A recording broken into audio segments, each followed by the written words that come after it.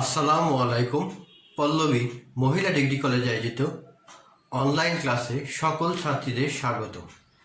আমি সর্বপ্রথম ধন্যবাদ জানাচ্ছি মহান আল্লাহ তাআলাকে, যিনি এই করোনা মহামারীর সময় আমাদের সুস্থ সবল রেখেছেন।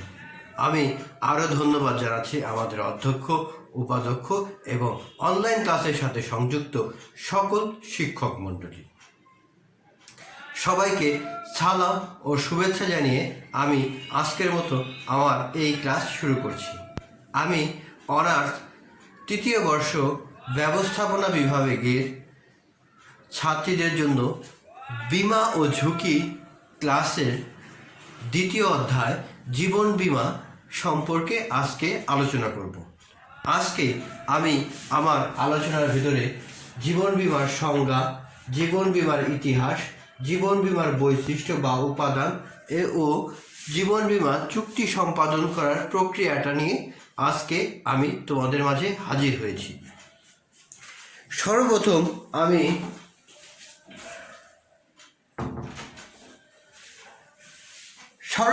আমি আলোচনা করব সংজ্ঞা, অর্থাৎ জীবন বীমার সংজ্ঞা নিয়ে আমি আলোচনা করব। জীবন বীমা বলতে আমরা সাধারণত মানুষের জীবনকেই বোঝাই, বা জীবন সম্পর্কিত যে বীমা, অর্থাৎ এই বীমার সাথে সম্পর্ক মানুষের জীবন। এই মানুষের জীবন থেকে দেখা গেছে যে মৃত্যুজনিত দুর্ঘটনা বা অন্যান্য ক্ষতিগ্রস্ত হলে এই জীবন বীমা আর্থিক ক্ষতিপূরণ প্রদান করে। তো জীবন বীমার সংজ্ঞায় আমরা বলতে পারি মানুষের জীবন, এই জীবন সংশ্লিষ্ট যে বিপদ আপদ, এই বিপদ আপদের ভিতরে যে আর্থিক প্রতিরক্ষামূলক ব্যবস্থা, অর্থাৎ মানুষের জীবনের বিপরীতে যে আর্থিক প্রতিরক্ষামূলক ব্যবস্থা, তাই হলো জীবন বীমা। অর্থাৎ আমার জীবন হানি হলে অথবা কোনো অঙ্গহানি হলে যে বীমা কোম্পানি আমাকে ক্ষতিপূরণ দেবে, সেটাই হলো জীবন বীমা।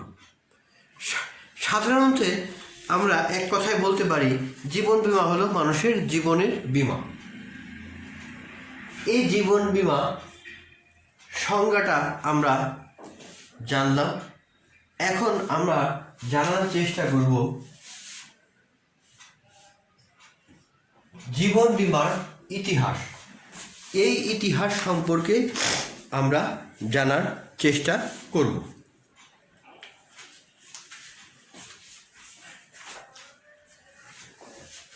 জীবন বীমার ইতিহাস সম্পর্কে খুব বেশি জানা যায় না, তো কয়েকটা ঘটনার মাধ্যমে আমরা এই জীবন বীমার ইতিহাস সম্পর্কে জানতে চেষ্টা করব।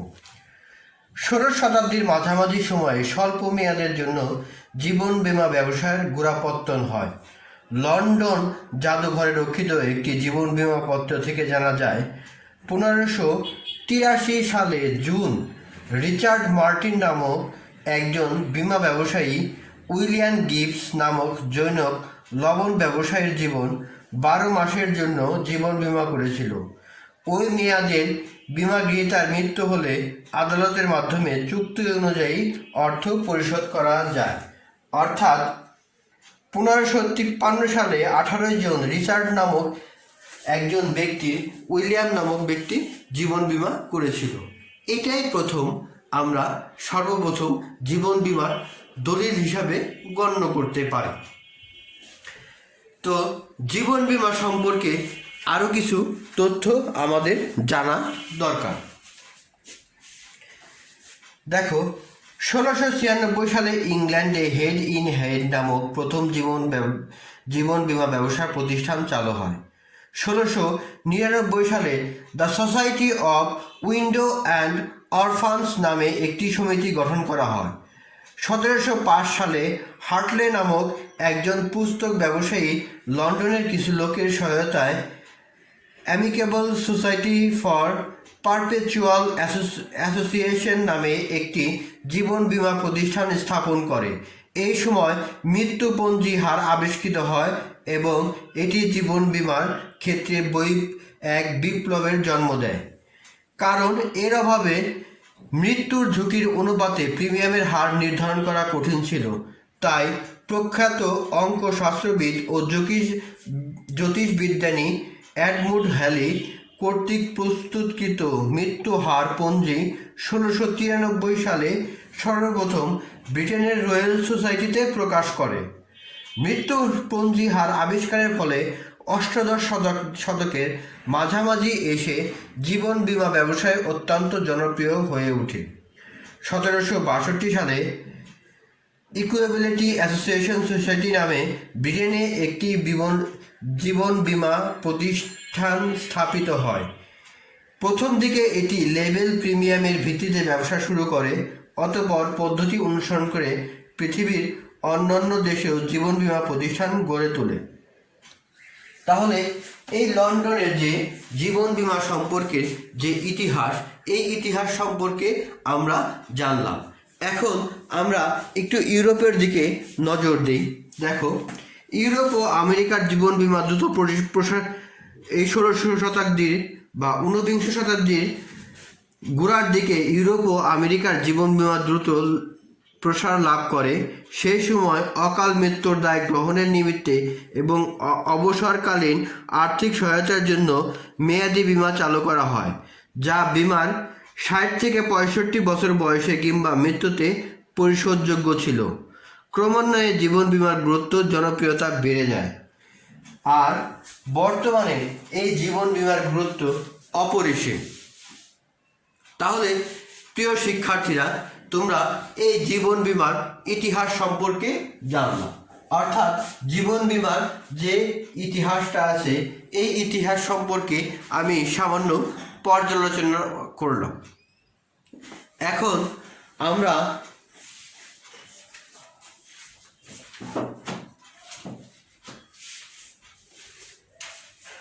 জীবন বীমা বৈশিষ্ট্য বা উপাদান সম্পর্কে কিছু জানব। এই জীবন বীমার বৈশিষ্ট্য বা উপাদান সমূহকে আমরা কয়েক ভাগে ভাগ করতে পারি। এক এক বই এটা এক একভাবে লিখছে।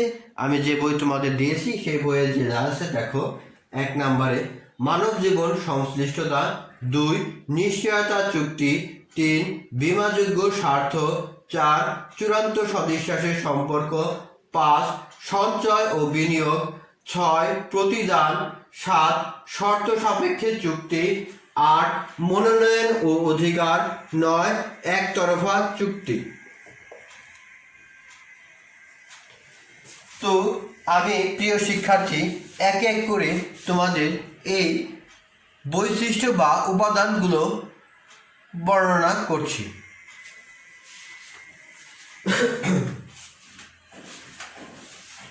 1 নম্বরে আছে, দেখো, মানব জীবন সংশ্লিষ্টতা।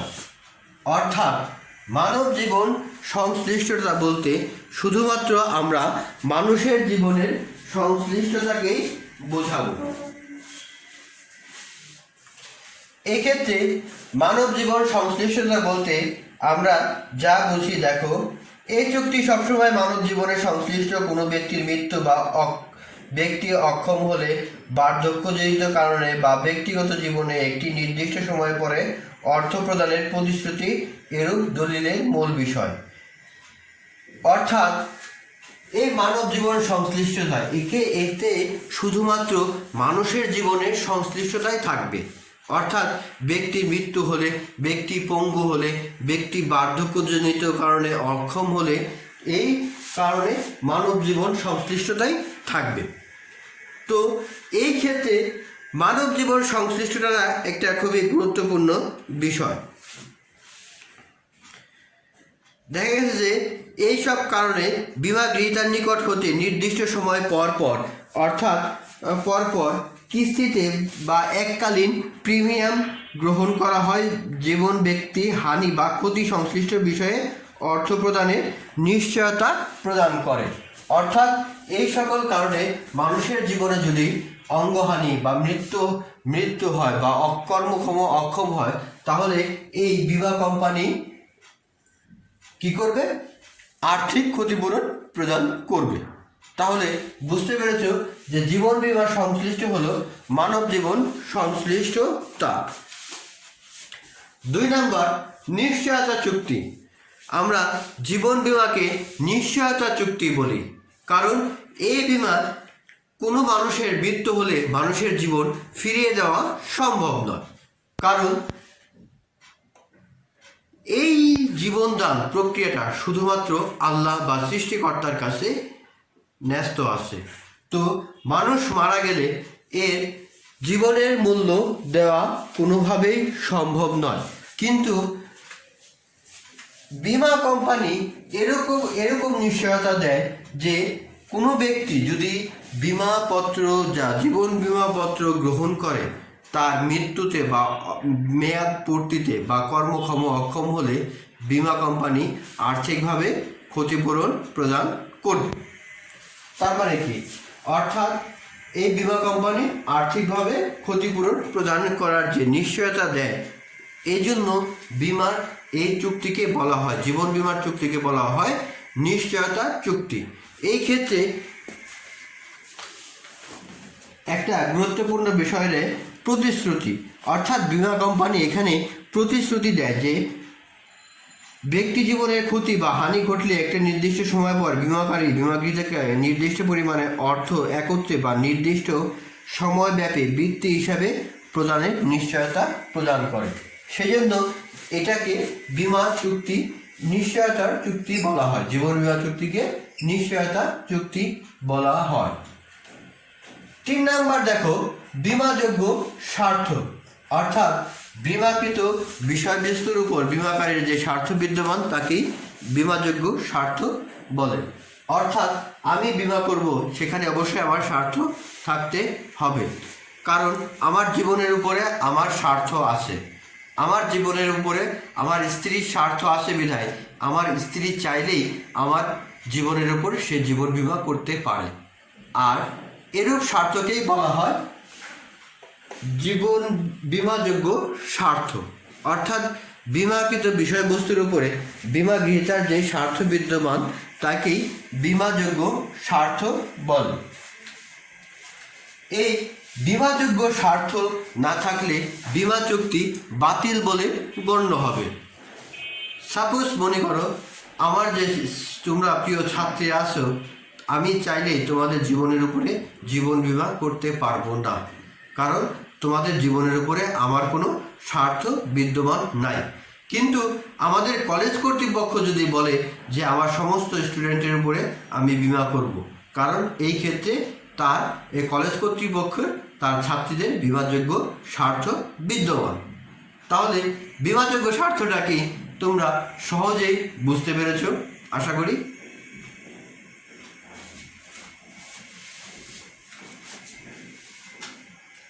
দেখো 4 নম্বর আছে চূড়ান্ত সদিশ্বাসের সম্পর্ক।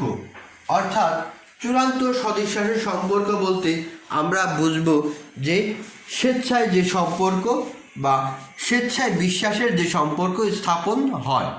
অর্থাৎ বীমা কোম্পানির সাথে আমার যে স্বেচ্ছায় যে চুক্তি সম্পাদন হবে তাই হলো চূড়ান্ত সদিশ্বাসের সম্পর্ক।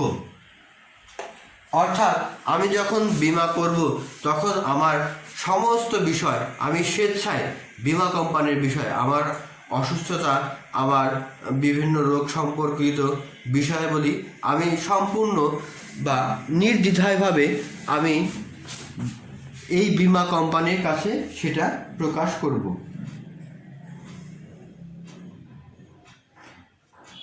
অর্থাৎ এতে উভয় পক্ষ একে অন্যকে সকল তথ্য সম্পূর্ণ বা নির্ভুলভাবে প্রদানে বাধ্য থাকে। কোনো গুরুত্বপূর্ণ তথ্য যদি এখান থেকে বাতিল হয় তাহলে এই জীবন বীমা চুক্তি বাতিল বলে গণ্য হবে। কারণ আমার সাপোজ একটা মনে করো আমার ক্যান্সার, আমি ক্যান্সারের কথা গোপন রেখে বীমা চুক্তি সম্পাদন করলাম। বীমা কোম্পানির ডাক্তার যখন এসে আমার এই ক্যান্সারের আগে গোপন করার তথ্যটা বের করবে তখন বীমা কোম্পানি আমার এই চুক্তিটা বাতিল করবে। তাহলে বোঝা গেছে চূড়ান্ত সদিশ্বাসের সম্পর্ক। 5 নাম্বার সঞ্চয় ও বিনিয়োগ। বীমা কোম্পানি একটা সঞ্চয় এবং বিনিয়োগের বিপুল সম্ভাবনা, কারণ আমি যখন একটা বীমা পলিসি গ্রহণ করব তখন আমার ইনকাম থেকে কিছু কিছু টাকা প্রিমিয়াম হিসাবে মাসিক বা বাৎসরিক প্রদান করতে হবে। এই জন্য টাকা আমি অবশ্যই সঞ্চয় করব। আর এই টাকাটা যখন বীমা কোম্পানি আমাদের মতো জনগণের কাছ থেকে একত্রে সংগ্রহ করবে তখন বিশাল পরিমাণ দাঁড়িয়ে যাবে। এই পরিমাণটা বিনিয়োগ হিসাবে সে উৎপাদনশীল খাতে বীমা কোম্পানি সেটা ব্যবহার করতে পারে, ফলে দেশের সমৃদ্ধি বা বিনিয়োগের সমৃদ্ধি হিসাবে সেটা বিবেচিত হয়।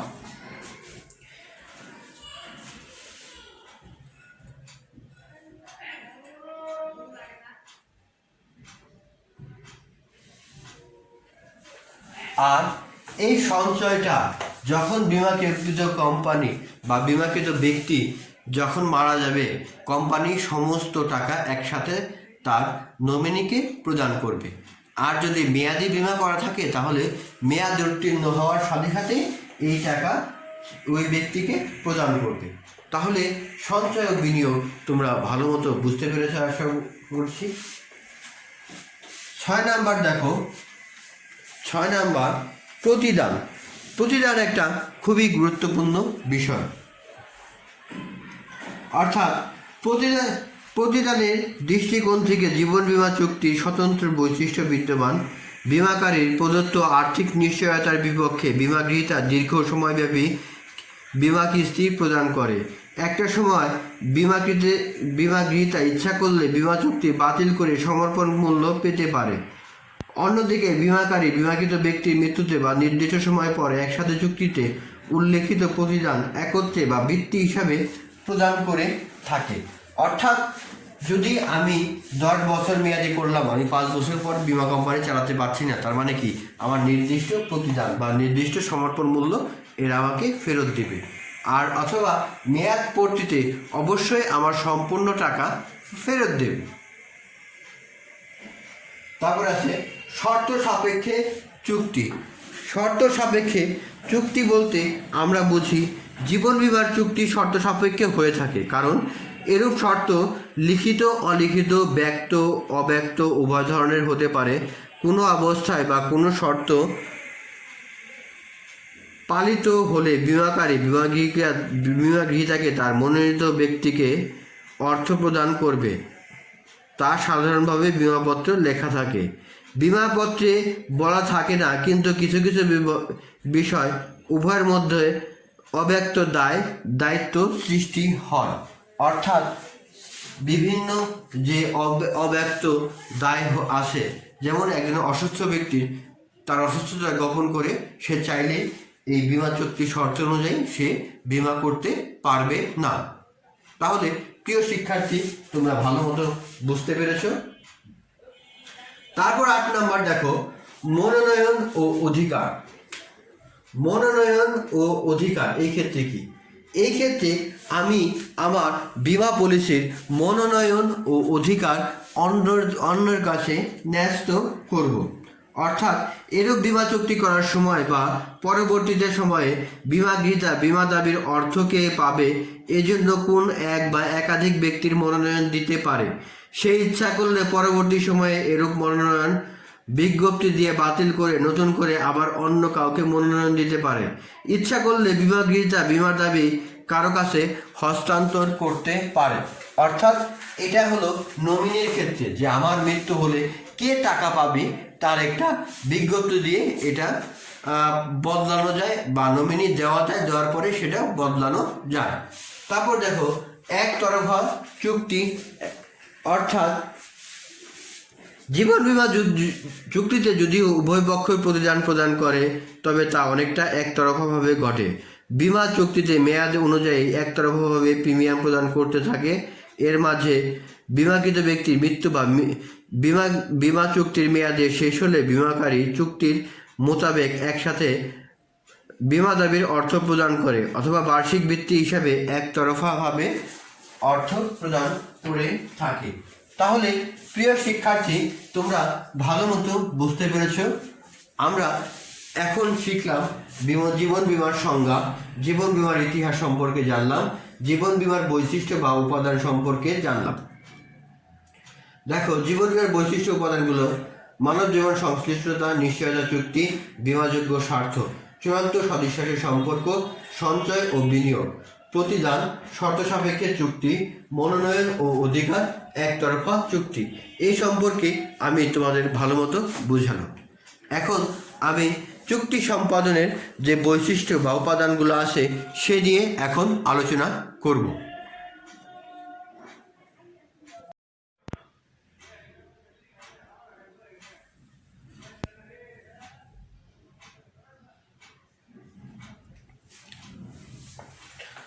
তো প্রিয় শিক্ষার্থী, আমরা এখন খুব গুরুত্বপূর্ণ একটা কোশ্চেন নিয়ে তোমাদের মাঝে হাজির হয়েছি। এই কোশ্চেনটা জাতীয় বিশ্ববিদ্যালয়ে 10 মার্কের জন্য এই কোশ্চেনটা এসে থাকে, তাই এই কোশ্চেনটা খুবই গুরুত্বপূর্ণ একটা কোশ্চেন।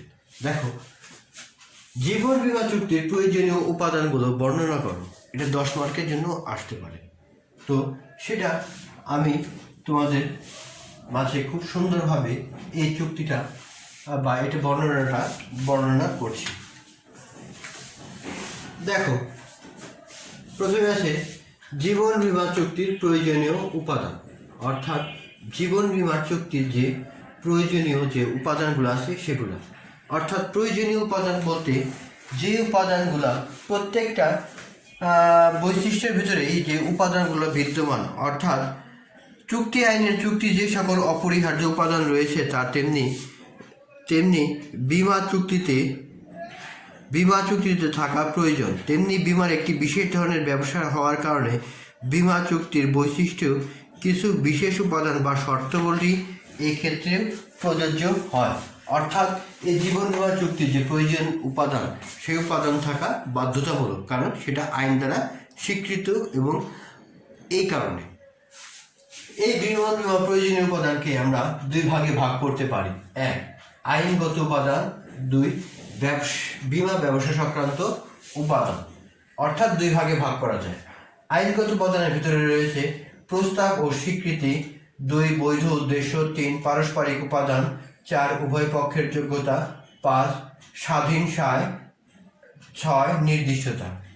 আর ব্যবসা সংক্রান্ত উপাদানের ভিতরে রয়েছে বীমাযোগ্য স্বার্থ, সদিচ্ছাসের সম্পর্ক, আর্থিক নিশ্চয়তা, প্রত্যক্ষ কারণে অর্থ প্রদান। অর্থাৎ এই সকল কারণে গুলা বীমা চুক্তির উপাদান। প্রথমেই আমরা আইনগত উপাদান নিয়ে আলোচনা করব।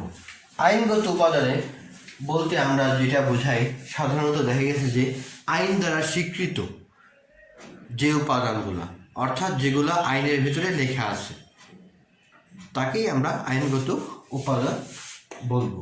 1 প্রস্তাব ও স্বীকৃতি।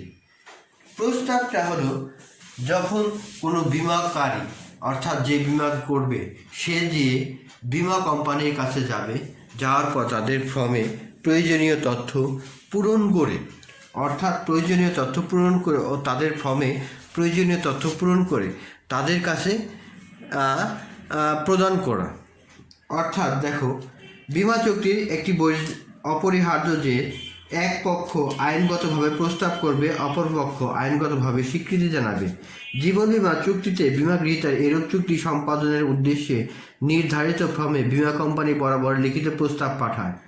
বীমা কোম্পানি যদি প্রস্তাব গ্রহণ মনে করে তা গ্রহণ করে প্রিমিয়াম প্রদানের নির্দেশ দেয়। প্রিমিয়াম জমা দিলেই জীবন বীমা চুক্তি সম্পাদন হয়।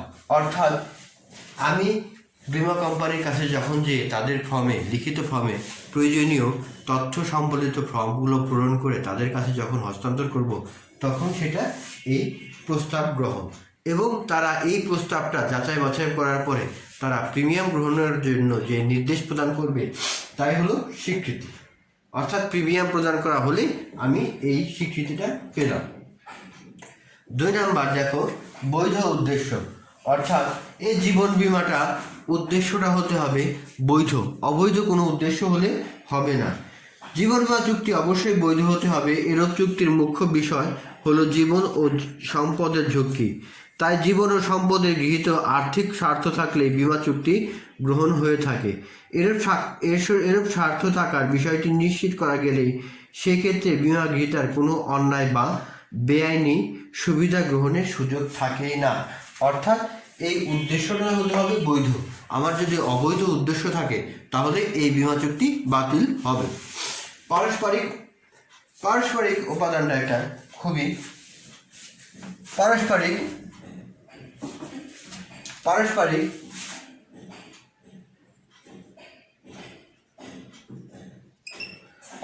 প্রতিদান, অর্থাৎ এই পারস্পরিক প্রতিদানটা খুবই গুরুত্বপূর্ণ একটা বিষয়। অর্থাৎ বৈধ চুক্তির একটি অপরিহার্য উপাদান। প্রতিদান বলতে প্রতিশ্রুতির বিনিময়ে কোনো কিছু প্রদান, ত্যাগ, কার্য সম্পাদন বা কার্যবিরত বা এতদা সংক্রান্ত অঙ্গীকারকে বোঝায়। বীমা চুক্তিতে বীমাকারী ও বীমাগ্রহীতা উভয় পারস্পরিক প্রতিদান থাকতে হয়। বীমাগ্রহীতা প্রতিদান হিসেবে বীমা প্রিমিয়াম প্রদান করে, অন্যদিকে বীমাগ্রহীতা জীবনের ঝুঁকি গ্রহণ করে জীবনহানি বা ক্ষতি হলে নির্দিষ্ট পরিমাণে অর্থ প্রদানের সম্মতি প্রদান করে।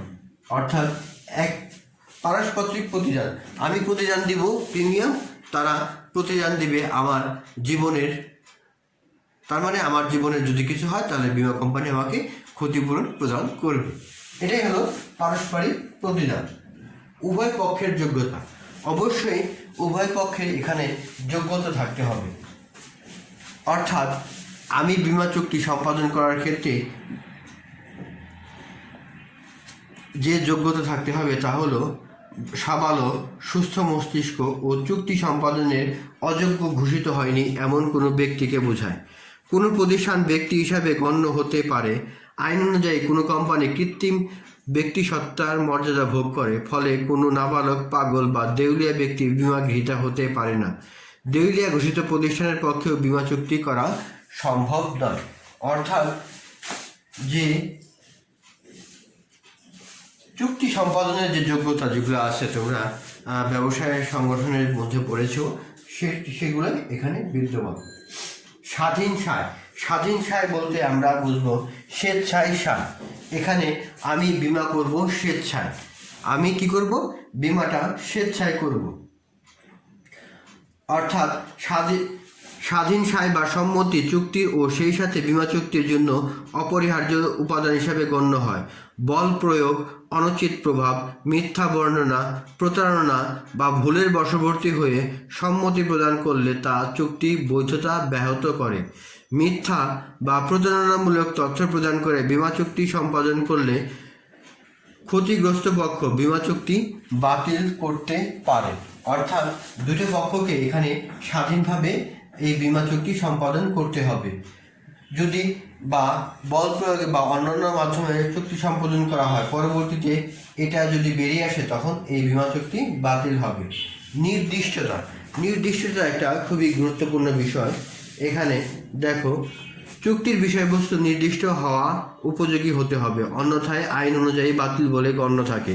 জীবন বীমা চুক্তিতে বীমাকৃত অঙ্কের পরিমাণ, বীমার পলিসির মেয়াদ, কী কারণে কোন কারণে ঝুঁকি উদ্ভব হলে ক্ষতিপূরণ করা হবে, প্রিমিয়ামের হার ইত্যাদি বিষয় বীমা পলিসিতে সুস্পষ্ট লেখা থাকে।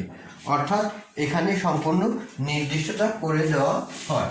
তাহলে আইনগত উপাদান সম্পর্কে তোমরা ভালো মতো বুঝতে পেরেছ প্রিয় শিক্ষার্থী। এখন আমরা বীমা ব্যবসা সংক্রান্ত যে উপাদানগুলো আছে সেগুলো নিয়ে একটু আলোচনা করি। 1 নম্বরে আছে দেখো বীমাযোগ্য স্বার্থ, 2 স্বদেশারী সম্পর্ক, 3 আর্থিক নিশ্চয়তা, 4 প্রত্যক্ষ কারণে অর্থ প্রদান। এই 4টা খুবই গুরুত্বপূর্ণ একটা বিষয়।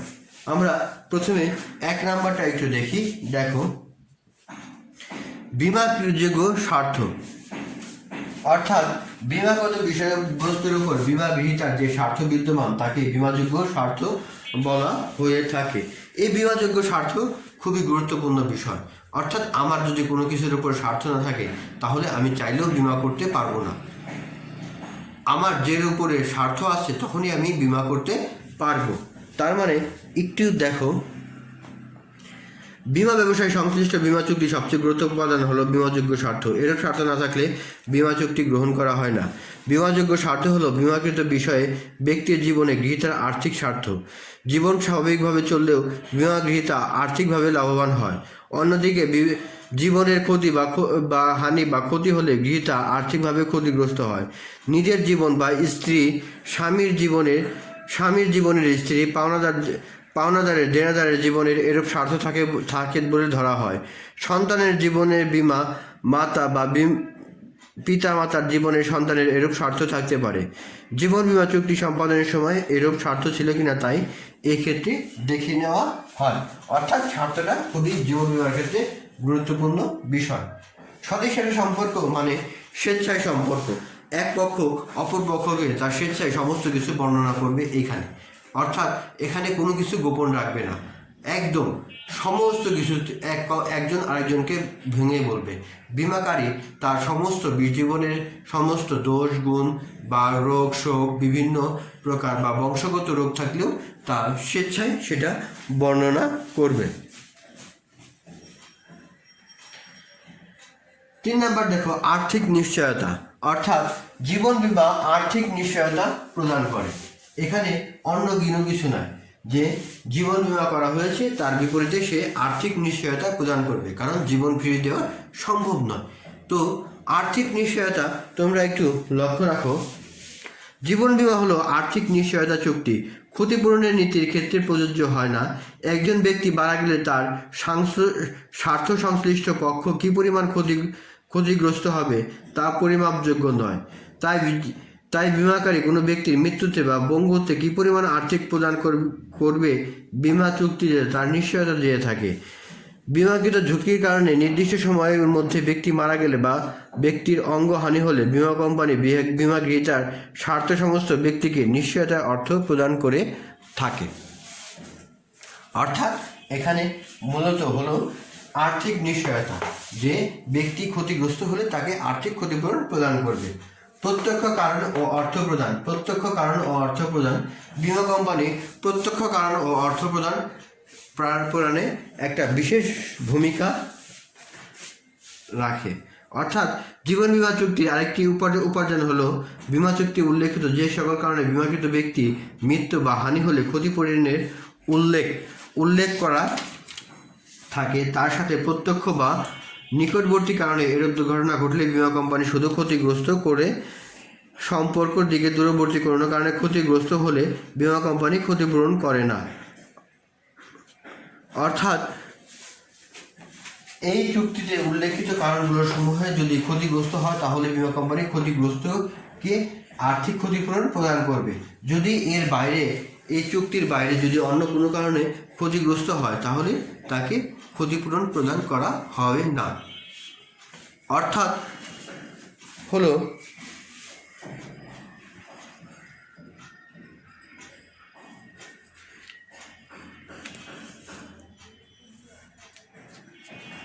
দেখা গেছে যে একটা উদাহরণ দেই, রোগজনিত মৃত্যুর জন্য অর্থ প্রদানের নিশ্চয়তা দিয়ে একটা বীমা চুক্তি করা হয়, কিন্তু ব্যক্তি নির্জন এলাকায় দুর্ঘটনা পতিত হয় এবং সারা রাত শীতে পড়ে থাকায় পরের দিন হাসপাতালে নিলে নিউমোনিয়া আক্রান্ত হয়ে মারা যায়। এক্ষেত্রে মৃত্যুর প্রত্যক্ষ কারণ দুর্ঘটনা, রোগ নয়, ফলে বীমা গৃহীতা অর্থ পাবে না। অর্থাৎ এই ক্ষেত্রে বীমা গৃহীতা চাইলেও অর্থ পাবে না। একটা নির্জন এলাকায় আমি জীবন বীমা করেছিলাম যে আমার রোগ হলে বীমা কোম্পানি আমাকে ক্ষতিপূরণ করবে। আমি অ্যাক্সিডেন্ট হয়ে একটা নির্জন জায়গায় সারা রাত পড়েছিলাম, পরবর্তী সকালে যখন হাসপাতালে নিয়ে হলো তারপরে রোগী যখন মারা যাবে সেক্ষেত্রে বীমা কোম্পানি দেবে না, কারণ এটা রোগের না, এটা অ্যাক্সিডেন্টের কারণে সে মারা গেছে। তাহলে প্রিয় শিক্ষার্থীরা, তোমরা জীবন বীমা চুক্তির প্রয়োজনীয় যে উপাদানগুলো আছে সেই উপাদানগুলো সম্পর্কে ভালো মতো বুঝতে পেরেছ। তো শিক্ষার্থীরা, তোমাদেরকে সর্বশেষে সালাম ও শুভেচ্ছা জানিয়ে আজকের মতো আমি ক্লাস শেষ করব। আমি মহান আল্লাহ তাআলাকে অশেষ শুকরিয়া জ্ঞাপন করছি, কারণ এই করোনা মহামারীর সময় তিনি আমাদেরকে সুস্থ সবল রেখেছেন।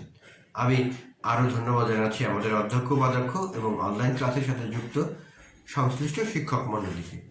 সকলকে সালাম ও শুভেচ্ছা জানিয়ে আমি আজকের মতো আমার ক্লাস এখানেই শেষ করছি। সবাই ভালো থেকো, সুস্থ থেকো। আল্লাহ হাফেজ।